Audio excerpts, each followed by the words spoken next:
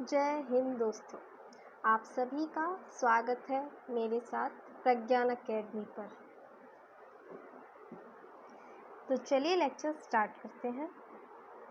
हम पढ़ रहे थे सूर्यातप तथा सूर्यातप को प्रभावित करने वाले कारक। इससे पहले इसके 2 लेक्चर और आ चुके हैं। अगर आपने देखा नहीं है तो पहले वो 2 लेक्चर ज़रूर देख लें, क्योंकि उसके बिना ये आपको समझ नहीं आएगा आगे। ठीक है, तो सबसे पहले हम बात कर रहे थे, जो हमने कल तक कर ली थी, वो थी सूर्य की किरणों का तिरछापन, दिन रात की अवधि और वायुमंडल की मोटाई तथा अवस्था। इनके बारे में हमने कल ही चर्चा कर ली थी। आज हमें इन चारों कारकों के बारे में चर्चा करनी है जो सूर्यातप को प्रभावित करते हैं। तो चलिए स्टार्ट करते हैं। तो इसमें सबसे पहला है सौर कलंकों की संख्या। सूर्य पर काले रंग के धब्बे पाए जाते हैं। कुछ कलंक गहरे काले तो कुछ कलंक अपेक्षाकृत कम काले दिखाई देते हैं, उन्हें सौर कलंक कहा जाता है। ये बराबर बनते रहते हैं और मिटते रहते हैं। वैज्ञानिक शोध में यह पाया गया है कि जिस वर्ष ये कलंक ज़्यादा बनते हैं उस वर्ष प्राप्त जो सूर्यातप की मात्रा है वह अधिक होती है। तो जैसे ये देखिए हमारा सन है, इससे आपको ये कुछ बवंडर सा, जो आग का एक बवंडर सा दिखाई दे रहा होगा, है ना। ये क्या होते हैं? ये होती सौर ज्वाला। अब ये कहाँ से आती है? जो सूर्य पे कलंक होते हैं, सूर्य पर काले धब्बे पाए जाते हैं सूर्य पर जो काले धब्बे पाए जाते हैं उसकी वजह से ये सौर कलंक हमें देखने को मिलते हैं, है ना। अब ये सौर कलंक पे एक सेपरेट मैं टॉपिक बना दूंगी, क्योंकि यहाँ पे चर्चा करना व्यर्थ ही होगा। आप बस इतना सा जान लें कि सौर कलंक सूर्य है, उसके ऊपर कुछ धब्बे होते हैं जिनका जो तापमान होता है वो जो सूर्य की और परत होती है ना, बाकी का जो भाग होता है उसकी तुलना में बहुत ज़्यादा कम होता है। लेकिन जो उसके आसपास का जो क्षेत्र होता है वहाँ सूर्य का जो तापमान है बहुत ज़्यादा होता है। ये जो काले धब्बे होते हैं इनसे एक भंवर सा उठता है ज्वाला का। ठीक है, ये ज्वाला का जो भंवर होता है ये गर्म होता है ना, क्योंकि ये काफ़ी ज़्यादा गर्म होता है। इसलिए जब ये पृथ्वी के पास आता है, जब ऐसे भंवर उठते हैं और उनकी संख्या काफ़ी ज़्यादा हो जाती है जिस वर्ष, तो वैज्ञानिक ऐसा मानते हैं कि उस वर्ष जो पृथ्वी पर जो सूर्यातप है वो अधिक मात्रा में प्राप्त होता है ना। तो आई थिंक ये टॉपिक क्लियर हो गया होगा, ये पॉइंट आपको क्लियर हो गया होगा। मैं सौर कलंक पर एक सेपरेट टॉपिक बना दूंगी, तो आप इसकी बिल्कुल चिंता मत करिए कि ये समझ नहीं आया या इसमें कोई कन्फ्यूज़न है। अगर फिर भी आपको कुछ कन्फ्यूज़न होता है तो आप कमेंट बॉक्स में मुझे कमेंट करें, मैं उसका ज़रूर आंसर आपको करूँगी। ठीक है, चलिए आगे बढ़ते हैं। सेकंड, इसके बाद जो नेक्स्ट पॉइंट आता है वो आता है सूर्य से पृथ्वी की दूरी। सूर्य से पृथ्वी की दूरी सदैव एक समान नहीं होती। उपसौरिक स्थिति की अपेक्षा अपसौरिक की दशा में सूर्य से पृथ्वी की दूरी अधिक होती है।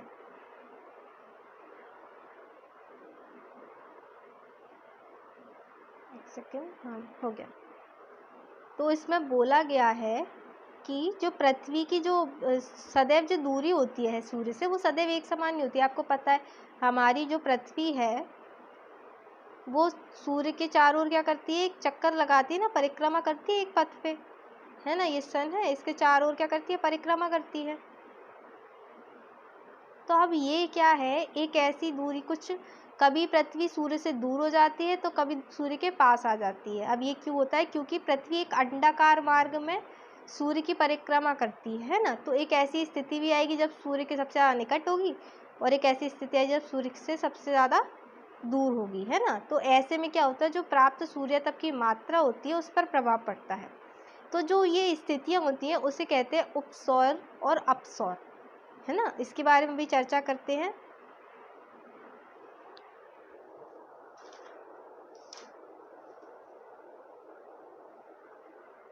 ये देखिए, ये क्या है? हमारी पृथ्वी है ना। अब पृथ्वी है हमारी, तो उसके चारों तरफ, जैसे पृथ्वी है ये चारों तरफ सूर्य के परिक्रमा कर रही है ना। ऐसे इस दिशा में परिक्रमा कर रही है सूर्य की। ठीक है, तो अब क्या होता है जी, ये जो उपसौर की स्थिति होती है, इसमें क्या होता है, जो सूर्य और पृथ्वी के बीच की जो दूरी होती है वो सबसे कम हो जाती है। मतलब जैसे ये पूरी परिक्रमा करके आएगी तो यहाँ पे आ जाएगी, यहाँ यहाँ यहाँ, ये जो स्थितियाँ होंगी उसकी तुलना में जो ये वाली स्थिति होगी वो सबसे ज़्यादा कम होगी इसकी। मतलब दूरी जो है सूर्य की और पृथ्वी की वो सबसे ज़्यादा कम होगी।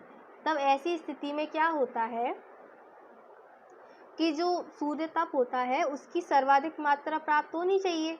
मतलब कहते तो यही है कि सूर्य की सबसे ज़्यादा प्राप्त होना चाहिए, क्योंकि अभी पृथ्वी सबसे ज़्यादा सूर्य के पास है जिस स्थिति में, तो उस स्थिति में सूर्य की सबसे ज़्यादा सूर्य तप प्राप्त होना चाहिए। और जब पृथ्वी सूर्य से सबसे ज़्यादा दूर है, यानी कि अपसौर की स्थिति में है, जिसे क्या कहते हैं, अपीलियन भी कहते हैं, तो ऐसी स्थिति में जो सूर्य तप है उसकी सबसे कम मात्रा पृथ्वी को प्राप्त होनी चाहिए, है ना। लेकिन यहाँ पे एक चीज़ है, जैसे ये पॉइंट है नेक्स्ट, कि सिद्धांत तो ये कहता है कि अपसौर की स्थिति में उपसौर की तुलना में जो प्राप्त सूर्य तप है वो कम होना चाहिए। अब देखिए आप, मैं क्या कहना चाहती हूँ, हमारी ये पृथ्वी की स्थिति है और ये पृथ्वी की स्थिति है। इस स्थिति में जो पृथ्वी की सूर्य से दूरी है वो सर्वाधिक है ना, और इस स्थिति में जो पृथ्वी की सूर्य से दूरी है वो सर्वाधिक कम है ना, कम है, और यहाँ सर्वाधिक है। तब क्या होगा, अब इस स्थिति में जो सूर्य तप प्राप्त होगा वो सर्वाधिक होगा, ज़्यादा होना चाहिए, सिद्धांत तो यही कहता है। और इस स्थिति में जब पृथ्वी सूर्य से बहुत ज़्यादा दूर है तो ऐसी स्थिति में जो सूर्य तप प्राप्त होगा पृथ्वी को वो बहुत ही कम प्राप्त होना चाहिए, किसकी तुलना में, इस स्थिति की तुलना में, है ना। लेकिन होता क्या है ये भी देख लीजिए, किंतु वास्तव में ऐसा नहीं होता, क्योंकि अपसौर की स्थिति में पृथ्वी सूर्य से अधिक समय तक संपर्क में रहती है, जिस कारण वर्ष का जो औसत सूर्य तप देखा जाए तो वह लगभग समान हो जाता है। अब ये क्या कहना चाहता है, अब ये देखिए, पृथ्वी का ये परिक्रमण पथ है, ठीक है, जिस पथ पे पृथ्वी सूर्य की परिक्रमा करती है ना। अब क्या होता है कि ये मान लीजिए मैंने डिवाइड कर दिया दोनों स्थिति को, ये है उपसौर की स्थिति, ये है अपसौर की स्थिति, है ना। अब पृथ्वी है, इतना चक्कर काट के आएगी तो ये सूर्य के संपर्क में थोड़ी देर तक है ना। अभी यहाँ से स्टार्ट होगी, ये चल रही है, तो इस स्थिति में क्या है, ये सूर्य के सबसे ज़्यादा करीब, मतलब सबसे ज़्यादा करीब तो नहीं होगी लेकिन सूर्य के सबसे ज़्यादा संपर्क में रहेगी इस स्थिति में, ठीक है। किस स्थिति में, इस स्थिति में केवल मैं इस स्थिति की बात कर रही हूँ जिसे मैं कहूँगी अपसौर की। तब जो पृथ्वी है वो सूर्य के कितना ज़्यादा उसमें संपर्क में रह रही, ज़्यादा संपर्क में रह रही है ना, बल्कि उपसौर की तुलना में ये कम रह रही है संपर्क में सूर्य से। तब जब हम पूरे साल का निकालेंगे, मैं पूरे साल की क्यों बात कर रही हूँ, क्योंकि जब पृथ्वी एक चक्कर अपना पूरा कर लेती है तो उसमें कितने दिनों में पूरा करती है, 365 दिनों में। पृथ्वी सूर्य का एक चक्कर कितने दिनों में पूरा करती है, 365 डेज, है ना। अब 365 डेज में कितना साल होता है, एक वर्ष होता है ना, या 1 ईयर कह लो उसे, 1 वर्ष होता है ना। तब क्या होता है, अब जो ये 1 वर्ष है जो पूरा ये चक्कर काट रहा है, यानी कि 1 वर्ष हुआ है। अब हम देखेंगे कि इस स्थिति में और इस स्थिति में, ठीक है। अब जब हम दोनों का टोटल निकालेंगे तो साल के अकॉर्डिंग ही तो निकालेंगे, पूरे साल में पृथ्वी इतने समय तक रही, इतना जो हुआ इतना सूर्य तप प्राप्त हुआ। यहाँ पे सूर्य तप की मात्रा से सूर्य तप से क्या मतलब है, जो पृथ्वी पर रेडिएशन आया है, जो विकिरण आया है, जो सूर्य की किरणें आई हैं, वो एक निश्चित समय में एक निश्चित क्षेत्रफल पर जितना पड़ती है उसे हम जब माप लेते हैं तो उसे हम क्या कहते हैं, सूर्य तप कहते हैं। तब क्या होगा, पूरे 1 साल में पृथ्वी चक्कर लगाएगी, तो उस जब हम पूरे सूर्य तप को निकालेंगे तो जो अपसौर की स्थिति है और जो उपसौर की स्थिति है उसे जब कैलकुलेट करेंगे, इस स्थिति में सबसे कम समय तक रही है तो मान लीजिए 100, मैंने 100 मान लिया, ठीक है, और रही कम समय तक है, लेकिन इस स्थिति में ज़्यादा समय तक रही है, ठीक है। तो यहाँ भी जब हम साल का निकालें कि अपसौर की स्थिति में सूर्य तप कितना प्राप्त हुआ, तो वो भी लगभग 100 ही प्राप्त होता है। ये लगभग का साइन होता है, लगभग 100 ही प्राप्त होता है जो टोटल सूर्य तप है। तो इससे हमें क्या पता चला कि जो सूर्य तप है वो अपसौर या उपसौर की स्थिति से बहुत अधिक प्रभावित नहीं होता, क्योंकि अगर आप पूरे 1 साल का निकाल लेंगे तो दोनों की जो वो है मात्रा, सूर्य तप की जो मात्रा प्राप्त हो रही है, सोलर रेडिएशन की जो मात्रा प्राप्त हो रही है यानी कि सूर्य तप, वो लगभग समान ही होता है ना। आई थिंक ये पॉइंट आपको क्लियर हो गया होगा। अगर फिर भी आपको ये इसमें कहीं भी डाउट रह जाता है तो नीचे कमेंट बॉक्स में आप कमेंट करें, मैं उसका आंसर आपको ज़रूर करूँगी, ठीक है। चलिए आगे बढ़ते हैं नेक्स्ट पॉइंट पे। अब बात करते हैं धरातल का रंग तथा प्रकृति। अब ये बहुत इजी चीज़ है अगर आपको समझ आ जाए तो। जहाँ धरातल का रंग गहरा काला होता है वह क्षेत्र अधिक ताप ग्रहण करता है। इसके विपरीत हल्के रंग अथवा रंगहीन मिट्टी वाला जो धरातल होता है अपेक्षाकृत कम ताप ग्रहण करता है। अब ये भाई क्या है, धरातल का रंग। अब आप इससे ले लीजिए, गर्मी के दिनों में आपसे क्या बोला जाता है कि आप हल्के कलर के कपड़े पहनो, है ना। क्यों कहा जाता है, और ये बोला जाता है कि काले कलर के या जो डार्क कलर के कपड़े होते हैं उन्हें अवॉइड करो। क्यों? क्योंकि जो काला रंग होता है वो अधिक जो तापमान होता है उससे, तापमान नहीं, जो अधिक ऊष्मा होता है उससे ग्रहण ज़्यादा करता है, ठीक है। अगर उस पर विकिरण पड़ेगा तो वो उसे ज़्यादा ग्रहण करेगा। अब एक और चीज़ उदाहरण से समझ लीजिए, आपने नाम सुना होगा solar cooker. I think 8th class में से सबने पढ़ा होगा, सबने साइंस में इसे ज़रूर पढ़ा होगा, सोलर कुकर। और अब ऐसा तो हो नहीं सकता किसी ने 8th क्लास ही ना पढ़ी हो। तो जो सोलर कुकर के बारे में आपने पढ़ा होगा, तो सोलर कुकर में क्या होता है, हम खाना बनाते हैं ना, धूप में रख देते हैं उस कुकर को, उसमें एक मिरर लगा रहता है, तो जो सन की रेस पड़ती है वो इस मिरर से रिफ्लेक्ट होकर खाने पर पड़ती है और हमारा खाना गर्मियों में पक जाता है ना।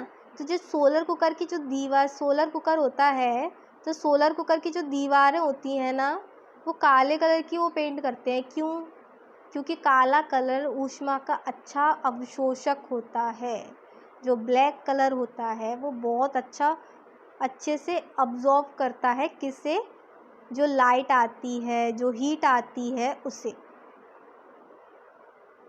है ना। आई थिंक यह बात आपको बहुत अच्छे से समझ आ गई कि अब जो काला धरातल होगा वो भी तो सोलर रेडिएशन को ज़्यादा ग्रहण करेगा, तो अब प्राप्त जो सूर्य तप की मात्रा होगी तो वो ज़्यादा हो जाएगी, सीधी सी बात है, जनरल सी बात है। अब जो उसकी तुलना में रंगहीन या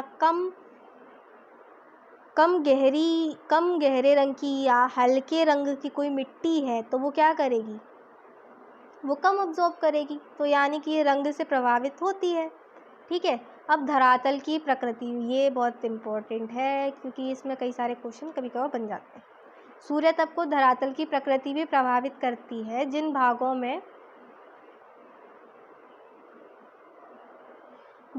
में प्रतिबिंबन अधिक होता है उस भाग में प्राप्त जो सूर्य तप की मात्रा है वो कम होती है। वहीं दूसरी ओर जहाँ सूर्य तप का प्रतिबिंबन होता है वहाँ प्राप्त सूर्य तप की मात्रा अधिक होती है। अब कोई सरफेस है, ठीक है, अब रेडिएशन आया, सॉरी एक सेकेंड,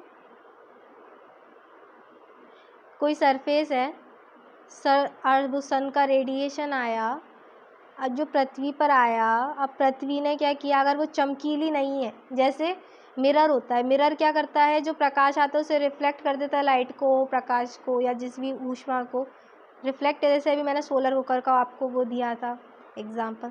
तो पृथ्वी की जो सतह होती है वो भी कुछ ऐसी काम करने लगती है जैसे रेतीली सतह, जो रेत के कण होते हैं वो सीधे रिफ्लेक्ट कर देते हैं, जो क्या कहते हैं बर्फ़ से ढकी हुई सतह होती है वो भी सीधे रिफ्लेक्ट कर देती है ना। तो अगर ज़्यादा रिफ्लेक्शन होगा तो जो सूर्य तब कम प्राप्त होगा ना भाई, एब्जॉर्ब तो कम हो रहा है क्योंकि ज़्यादातर रिफ्लेक्ट हो जा रहा है। तो सीधी सी बात है, इसमें भी इतना कुछ कॉम्प्लिकेटेड नहीं है। फिर भी अगर आपको कोई कन्फ्यूज़न हो तो आप कमेंट बॉक्स में ज़रूर कमेंट करिएगा। ठीक है, चलिए आगे बढ़ते हैं। स्थल और जल का स्वभाव। स्थल तथा जल भिन्न भिन्न प्रकार से गर्म व ठंडे होते हैं। जैसे स्थल जल की तुलना में शीघ्र गर्म तथा शीघ्र ठंडा हो जाता है। कैसे? ये स्थल है और ये जल है, ठीक है। अब सूर्य की किरणें तो सभी पे बराबर पड़ रही हैं, लेकिन पृथ्वी क्या करेगी, जल्दी जल्दी तो गर्म हो जाएगी और जल्दी जल्दी ठंडी हो जाएगी। पानी क्या करेगा, धीरे धीरे गर्म होगा और धीरे धीरे ठंडा होगा। तो इस पॉइंट को मैंने समझा दिया आपको, इसमें आप कोई कन्फ्यूज़न नहीं रहना चाहिए।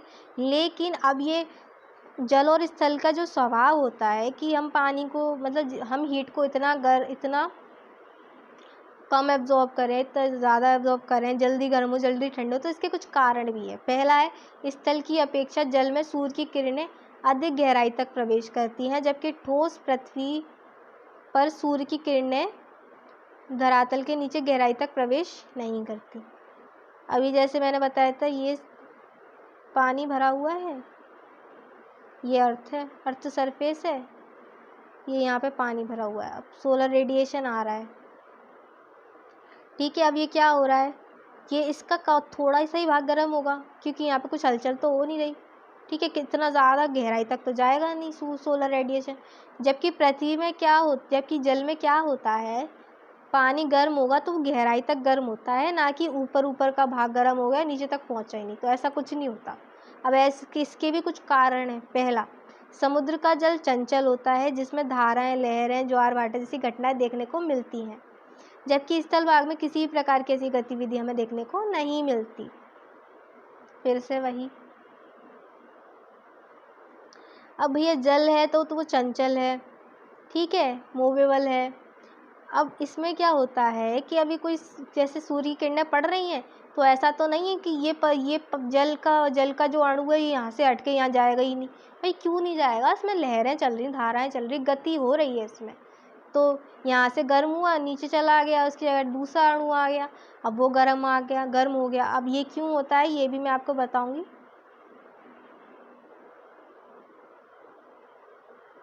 एक सेकेंड, हाँ ठीक है, ये जल है। अब वहीं स्थल की बात कर लो भाई, स्थल में कोई अणु क्या एक जगह से दूसरी जगह जाएगा, नहीं जाएगा। कभी हमने देखा कि हमारी पृथ्वी चल रही है, हम उस जैसे एस्केलेटर चलता है उस पर ऐसे कोई पृथ्वी हमारी चलती है क्या, नहीं चलती ना, स्थिर रहती है वो, ठीक है। तो अब क्या होगा कि अभी जो किरणें पड़ रही हैं तो वो गर्म होता रहेगा होता रहेगा होता रहेगा होता रहेगा, वो जाएगा नहीं कहीं। जबकि जो वो जल है, जल में अगर सूर्य की किरणें पड़ेंगी तो वो चल तो रही है ना, उसमें धाराएं हैं, लहरें हैं, तरंगे हैं, हर किसी चीज़ से तो वो मोबाइल हो रही है, चल तो रही है, ठीक है। तो ऐसे में क्या होगा, वो चलती रहेगी तो उसमें परिवर्तन होता रहेगा, वो गर्म होने का मौका ही नहीं मिलेगा उसे। तीसरा पॉइंट, जल संवहन की क्रिया द्वारा गर्म व ठंडा होता है, जबकि स्थलभाग संचालन की क्रिया द्वारा गर्म तथा ठंडा होता है।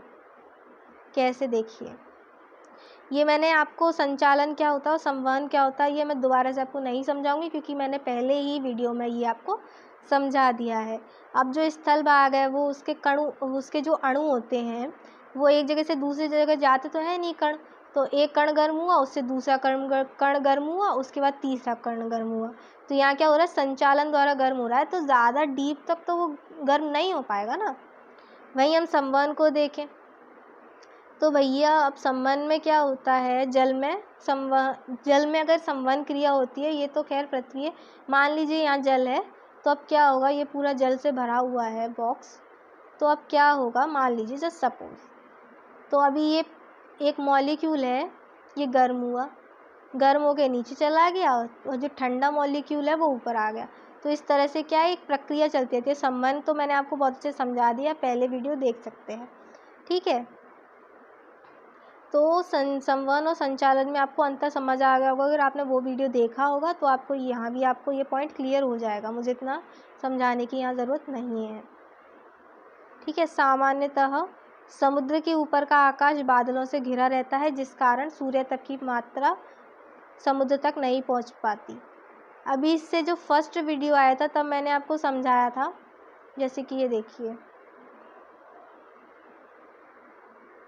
मैंने यहाँ बोला था ना वायुमंडल की अवस्था पढ़ाया था आपको, है ना, वायुमंडल की अवस्था पढ़ाया था। तब मैंने बताया था जो बादलों से घिरा हुआ आकाश होता है वो कम गर्म होता है, क्योंकि जो बादल होते हैं वो सूर्य तप को अंदर आने नहीं देते, रोक लेते हैं ना।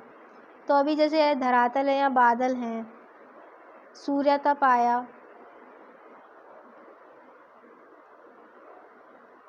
एक सेकेंड, ये धरातल है, ये बादल है, अभी सूर्य तप पड़ रहा है, यहाँ पड़ रहा है, यहाँ पड़ रहा है, यहाँ पड़ रहा है। ठीक है। तो अब क्या होगा, यहाँ का जो क्षेत्र है वो तो जल गर्म नहीं होगा, क्योंकि यहाँ बादल है तो उससे रोक लिया सूर्य तप को, जबकि यहाँ का क्षेत्र जल्दी गर्म हो जाएगा। क्यों? क्योंकि यहाँ पे कोई बादल जैसी चीज़ है ही, मतलब बादल कम है। अब जल में क्या होता है, अब मैंने यहाँ क्यों लिखा है कि समुद्र के ऊपर आकाश में बादल घिरे रहते हैं, क्यों? क्योंकि समुद्र में क्या होता है, पानी है। अब पानी क्या होगा भाई, गर्मी से पानी में वाष्पीकरण तो होगा ही ना। ठीक है, जल में वाष्पीकरण होगा। अब वाष्प से क्या बनते हैं, बादल बनते हैं ना, बादल वाष्पीकरण से क्या बनते हैं, बादल बनते हैं। तो यानी कि जो समुद्र के ऊपर का जो भाग होता है वहाँ बादल बहुत ज़्यादा होते हैं वाष्पीकरण के कारण, वो ऑटोमेटिकली वहीं पे जो सूर्य तप अगर मिलेगा भी तो वो ऑलरेडी कम मात्रा में ही मिलेगा, है ना। तो आई थिंक ये पॉइंट आपको क्लियर हो गया होगा। चलिए, ये टॉपिक यहीं ख़त्म होता है सूर्य तप के। इससे पहले 2 पार्ट और आ चुके हैं, आप उन्हें ज़रूर देखिएगा। Thanks for watching friends. कोई भी कन्फ्यूज़न हो, कोई भी डाउट हो, ठीक है, तो वो आप नीचे कमेंट बॉक्स में ज़रूर बताइएगा मुझे, मैं ज़रूर उसका आंसर करूँगी। जय हिंद दोस्तों।